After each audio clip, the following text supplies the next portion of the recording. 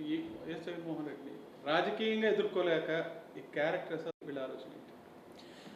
తెలుగుదేశం పార్టీకి కానీ కూటమి నాయకులకి కానీ అధికారంలోకి వచ్చినటువంటి 10 మాసాల్లో అంటే మున్నెన్నడూ లేని విధంగా ప్రజాగ్రహానికి వాళ్ళు గురవుతున్న విషయాన్ని వాళ్ళు తెలుసుకున్నారు. ఒకటి, జగన్మోహన్ రెడ్డి గారు ఎక్కడికి వెళ్ళినా కూడా ప్రజల్లో వస్తున్నటువంటి స్పందన కానీ ఆదరణ కానీ చూసిన తర్వాత వారు ఒక్కటే ఎంచుకున్నారు, జగన్మోహన్ రెడ్డి అనేటువంటి ఒక మహాశక్తి లాంటి శక్తిని అడ్డుకోవాలంటే అబద్ధాలు ప్రచారం చేయాలి, క్యారెక్టర్ని అసాసినేట్ చేయాలి, రాజకీయ ఎత్తుగడలు అనేకమైన వేయాలి. దానిలో భాగమే మన రాప్తాడులో జరిగినటువంటి అంశం. అంటే ప్రతిపక్షంలో ఉన్నటువంటి ఒక మాజీ ముఖ్యమంత్రికి కల్పించాల్సిన స్థాయిలో భద్రత కల్పించలేదని ప్రపంచం అంతా చూసింది.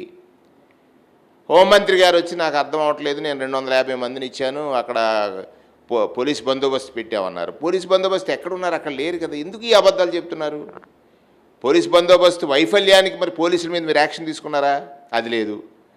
జగన్మోహన్ రెడ్డి గారు అన్నారు, మీరు పచ్చ చొక్కాలు వేసుకుంటే బట్టలు ఓడదీస్తాననేటువంటి మాట అన్నారని దాన్ని పెద్ద ట్రోల్ చేయాలని ఒక ప్రయత్నం చేశారు. అది కూడా ప్రజలకు అర్థమైంది. ఎవరైతే అత్యుత్సాహం చూపించి ఒక ఎస్ఐ స్థాయి అధికారి జగన్మోహన్ రెడ్డి గారి మీద మాట్లాడేటటువంటి మాటలు ప్రజాస్వామ్యంలో ఎవరైనా హర్షిస్తారా? అదే సర్వీస్ రూల్స్కి అది విరుద్ధంగా అతను మాట్లాడాడు. సుమోటివ్గా డీజీపీ గారు అతని మీద యాక్షన్ ఇనిషియేట్ చేయాలి, తీసుకోవాలి, సస్పెండ్ చేయాలి. ఇంచేత తన స్థాయిని మించి మాట్లాడటం అనేది కరెక్ట్ కాదు. మళ్ళీ కొంతమంది వచ్చి డ్రెస్ వేసుకుని మాట్లాడినటువంటి పరిస్థితి, అది ఒక పాయింట్. రెండవది, దాని నుంచి తప్పించుకోవడానికి నిన్న ఒక డ్రామా మొదలుపెట్టారు. ఎవరు? చేబ్రోలు కిరణ్. తనతో వాళ్ళే మాట్లాడిస్తారు, మాట్లాడించి మళ్ళీ అతని చేత క్షమాపణ చేపిస్తారు, అతన్ని అరెస్ట్ చేయిస్తారు.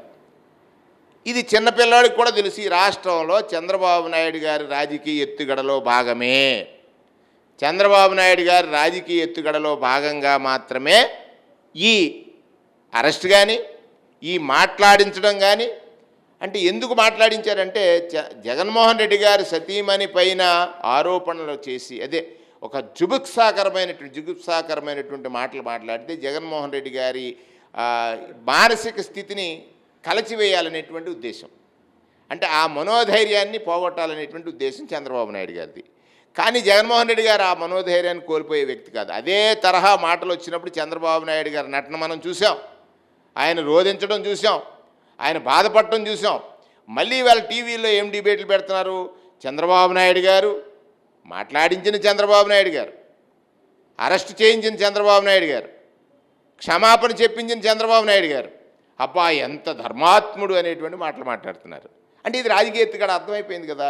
ఏబిఎన్లో చూసిన తర్వాత, ఆ డిబేట్స్లో చూసిన తర్వాత రాజకీయ ఎత్తుగడలో చంద్రబాబు నాయుడు గారు వేసినటువంటి ఒక పాచిక ఈ చేబ్రోలు కిరణ్ అనేటువంటి వ్యక్తి మాట్లాడినటువంటి మాటలు, ఆయన క్షమాపణ చెప్తాడు. ఎంత జుగుప్సాకరమైనటువంటి మాటలు మాట్లాడించారనంటే ఈ రాష్ట్రంలో ఉన్నటువంటి ప్రతి పౌరుడికి, అంటే ప్రతి మహిళకి రక్తం మరిగిపోయేటువంటి మాటలు మాట్లాడారు. ఇక్కడ ఆలోచించండి, ఈ ప్రభుత్వంలో ఈ మాటలు వస్తున్నాయనంటే ఈ ప్రభుత్వం యొక్క డైరెక్షన్ ఏ విధంగా ఉంది, ఏ విధమైన డైరెక్షన్ ఇస్తున్నారు, ఏ విధంగా రాజకీయ లబ్ధి పొందాలి. ప్రతి దానిలోనూ రాజకీయ లబ్ధి కోసమే మీరు చూసుకుంటున్నారంటానికి ఇది ఒక ఉదాహరణ. నిన్న చేబ్రోలు కిరణ్ మాటలు, క్షమాపణ కోరటం, అరెస్ట్ కాబడటం, ఇదంతా కూడా చంద్రబాబు నాయుడు గారు రాజకీయ ఎత్తుగడే. ఇంకా చూడండి, ఇతనే కాదు, ఐటీడీపీలో వైసీపీ కండవా వేసుకుని మాట్లాడుతున్నటువంటి చాలామంది ఉన్నారు. ఎవరైతే వారందరూ ఉన్నారో మీ ప్రభుత్వంలో ఒక చర్య, అంటే కేవలం కంప్లైంట్ మీదే అరెస్టులు కాదు, తప్పు జరుగుతుంటే నిరోధించినప్పుడు కదా నీవు నిజమైన పాలన అందిస్తున్నాడు, మీరు నిజమైన పాలన అందిస్తున్నారు అనేటువంటిది అర్థమవుతుంది. ఇది ప్రజలు గమనించలేరనేటువంటి మీ భావన ఖచ్చితంగా తప్పు. చంద్రబాబు నాయుడు గారు కుట్ర రాజకీయాలకి లేకపోతే కుతంత్ర రాజకీయాలకి రాజకీయంగా ఏ విధంగా లబ్ధి పొందాలి అంటే జగన్మోహన్ రెడ్డి గారి మానసిక స్థితిని కలచివేయాలనేటువంటి లక్ష్యం ఎంచుకున్నారు. ఒక్కటైతే నేను చెప్పగలను, జగన్మోహన్ రెడ్డి గారు లక్ష్య సాధనలో ఎన్ని అవాంతరాలనైనా ఎదుర్కోగలడు. అది ఆయనకున్నటువంటి మానసిక స్థైర్యము, ధైర్యము.